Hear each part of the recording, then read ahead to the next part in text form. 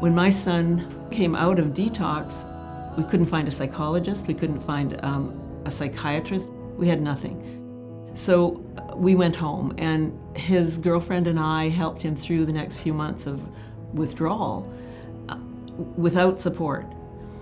He did well for a while, and then he ended up relapsing. It is, of course, the absolute worst nightmare a parent can experience. You're asking about gaps in the system of care. I think is actually a misnomer, because that implies that there is a system with gaps, and I think what we have are really a large number of relatively uncoordinated services. There's not a lot of cohesive or organized support systems for families. We have family members that are really fighting all by themselves with not a lot of options and nowhere to go. So we created a program called Stronger Together. The aim was to bring people together in communities, in smaller communities around BC, and invite families and also care providers to connect with one another. The Stronger Together sessions were so necessary for our community. It was a connection built between families with lived living experience. There were social workers and nurses and funeral home folks. There were RCMP, there were parole officers.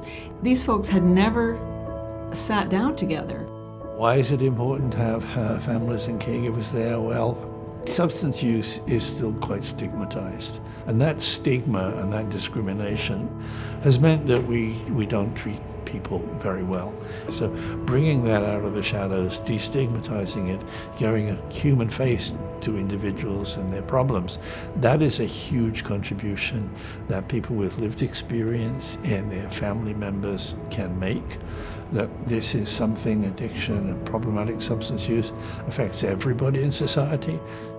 The Stronger Together events have told us that we have to engage families more often in a substantial way to help support and resolve this problem. We haven't been doing enough of it. Individuals are expected to connect with the detox. Individuals are, while they're withdrawing from their substances, they're supposed to keep up with these appointments. Without the support of the families, it's really hard for individuals to get through these navigational hoops almost, or chosen families. Like, it doesn't have to be families by relation. Our system feels pretty difficult to navigate, even as a person who works in the field. My experience with Stronger Together, it sounded like a lot of families feeling lost in the system, and I think we need to find a way to not leave our families feeling so lost. They don't know what to do. So if you give them education and you give them some tools, they can be supporters. They can be part of the treatment that goes forward. Whatever we can do as a health sector to bridge that gap for families, we need to get onto the same page. It's critical that families be listened to in the pathway of care. Families have a tremendous amount of knowledge about this crisis. They have the knowledge of what they didn't get, what they needed, what worked for them, and certainly what didn't work for them. And so to the policymakers, I'd say that to hear from these families their actual experience through the healthcare system, what is needed, what is lacking, so that we can take a holistic viewpoint of this entire crisis and help provide a continuum of care.